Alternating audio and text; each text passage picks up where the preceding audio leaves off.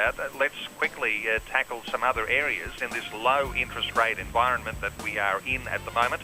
How does that affect things like the share markets? We've been talking a little bit about property, but there are all sorts of other investment areas, listed property trusts, exchange-traded funds. How are these areas affected by a low interest rate environment? Yes, well, we've said that, as you say, that the market bounced a little bit on the news that the RBA reduced interest rates by 25 basis points. The question is then, how do you respond to it? If you are in a position to invest some money, then the first thing you need to work out is what's the right structure that I should invest in. So should I invest it in my own name? Should I do it within my super fund, or should I do it within my super fund in pension phase? So once you've decided that, then you can decide what the underlying investment should be. And then you've got a broad range of options. You might want to invest through the share market, and you can do that by investing in direct shares. You can buy listed investment companies. And the reasons why people often use other structures rather than just direct shares is that they can get diversification. So if you look at a listed investment company like Australian Foundation Investment Company or Argo, they invest generally in the top 200 companies in Australia. So by owning one stock, you can actually get exposure to and get the diversification benefits without as much risk as being in an individual stock. So there are options in terms of getting access to the market if you do want to start investing. I suspect that investing in the share market is, for some, a safe investment and the returns will be higher, but for others, that element of risk might be a little too much.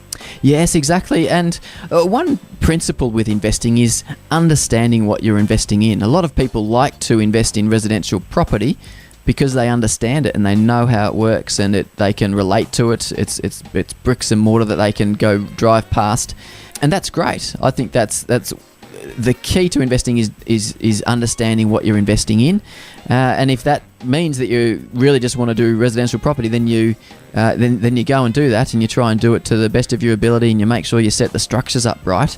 But if you aren't sure about the share market and you want to try and learn about it, then you can start to invest in the market in a small way using some of these more diversified approaches.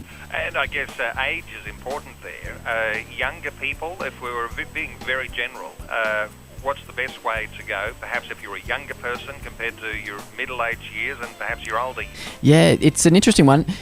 There was a gentleman that came up with the idea that you should own your age in bonds. So the biggest indication of risk in your portfolio, and if we're probably thinking superannuation here, if you look at your super fund and it's in the balanced option, that generally means that you've got 50%, it differs between funds, but often it means 50% in equity, which means shares and property and those risky assets, and 50% in bonds. That's like fixed interest and cash and those types of things. So if you hold your age in bonds, if you're 50 years of age, then a balanced portfolio of 50-50 is appropriate. But if you're 70 years of age, then often the general principle is that you have 70% of your investment in bonds and 30% in equity. And it's just trying to give a general rule of thumb about that you have lower risk as you age, so that as you're younger, you've got a longer time frame to invest, so you can see that you can ride out all the bumps along the way without having to utilise it. Good advice across the age spectrum there, Gavin.